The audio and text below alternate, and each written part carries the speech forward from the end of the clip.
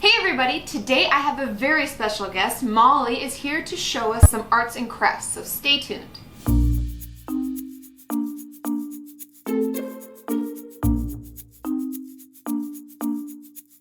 So like I said, today I have a very special guest. Molly has joined me to show us a little bit of her arts and crafts world. She has a shop on Etsy, which I'll put the link in the description below, as well at the bottom of the screen. And you're going to teach us different ways to collage. Yep. I know that a lot of you have asked me, how do I create a recovery journal? What actually goes in it? What do I do if I want to distract? What are some art and crafts things I can do? And Molly here does a really great job. So tell us a little bit about what we're going to create today. Okay, well there's each page I've shown a different technique. So I'm just going to flip through to start off so you can see all the different ones. And then I'll go into explaining them after. And that's my favorite with the fishes. And very cool. Okay, so the front page we can kind of do whatever we want, make it however we want. Make a title on it or include your name, anything you want. Okay, well let's get started. So we just kind of cut whatever all we the like. paper is over here, all different kinds of paper. I'm not very good at this. Oh, that was something else I wanted to say. I wanted to say that everyone says like they're not good at arts and crafts, but like maybe you haven't found the right one. That's true, there are a lot of different crafts.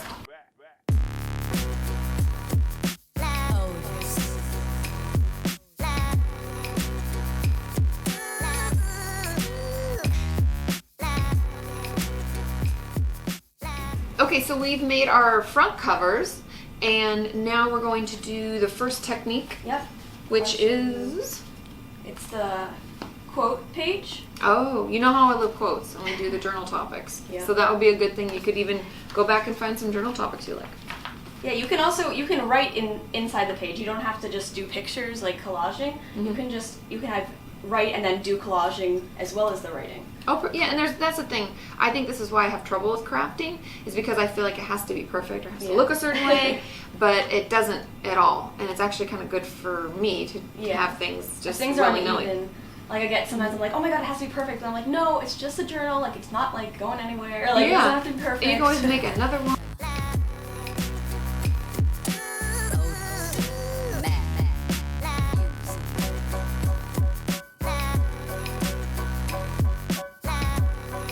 So now we have finished our first official page of our journal after our cover page, and this is the quote page? Yep, it's the quote page, and we just chose one of our favorite quotes, and we wrote it out and had a background with scrapbooking paper, so it's one of the simpler collages that we're going to be doing today. And you can see Molly did like different layers of things, so you have different colors and different patterns, and you know, don't worry if it doesn't look quite right. It's actually kind of cool when it's a little off. And you want to share your quote? Because it's a good journal topic. Write this down. It's by Pablo Picasso, and it's every child is an artist. The problem is staying an artist when you grow up. Perfect. Cool. Okay, so now we're moving on to our second. Oh yeah, mine says process, not perfection. We had trouble thinking of quotes. We should have written them down ahead of time since I had tons of your quotes saved on my computer ready for journal topic videos, but I didn't bring my computer. So now we're moving on to the second page. Okay, the second page is one of my favorites. It's based off of words from magazines, so you can choose it based off if you like the word or the typography, the way it's written, the font of it.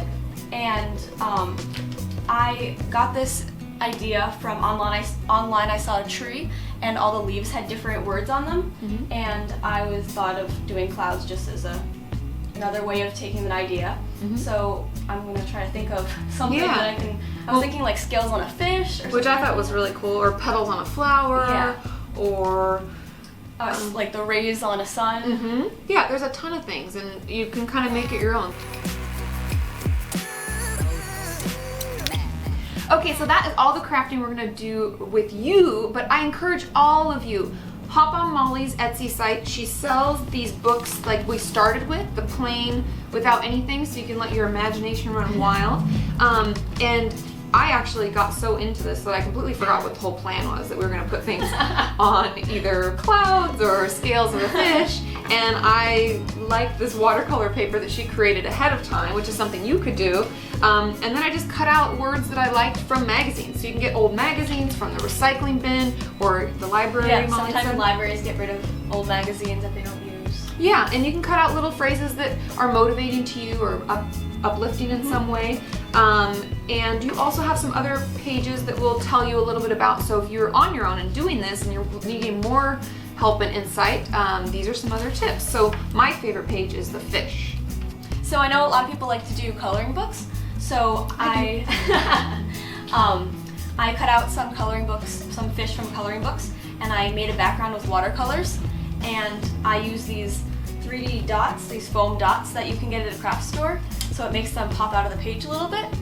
And it looks really cool. I don't know if it's doing it justice via camera, but that's a really cool technique. And then I like this page because it's made out of things that you have laying around your house. So for example, this is a birthday card that I had, and I cut out the words and rearranged them around. This so is clever. A pizza box, newspaper, an old textbook that I don't need anymore, or just you can go to a thrift store and look at their books too. Oh yeah, and purchase those. That's such a good idea. And that's the cool thing, is that if you're looking for a distraction technique in the moment and you don't have all of your craft supplies ready, you can make it out of stuff that you already have. And it, we're also being green kind of in a funny way. Yeah, recycling. Exactly. So hop on over to Molly's Etsy site because she does put this stuff together. And you also mentioned to me that sometimes it feels good to make these for other people. Yeah. You can make a somewhat like Katie's journal and give it to them as a gift, and and sometimes those, I find that when people actually make things, it can mean more than just buying something, because then you know that their thought and care went into it. So give us a thumbs up if you like some craft videos, because I can definitely sit down with Molly and do some more. And some of you, if you are crafty, let me know. And as always, share your tips and tricks below. If there are certain things that you know that you use to help you distract, or certain art techniques that you liked of Molly's, or things that you've done in the past, let us know, because the more we share, the more we grow together. And we made a hashtag. Oh yes, and if you want to show us your pictures of your journals and pictures of your arts and crafts, use the hashtag KatieCrafts with a K, Krafts, and we will look at those, and it'll be really cool to share and see what our community is building together. See you next time.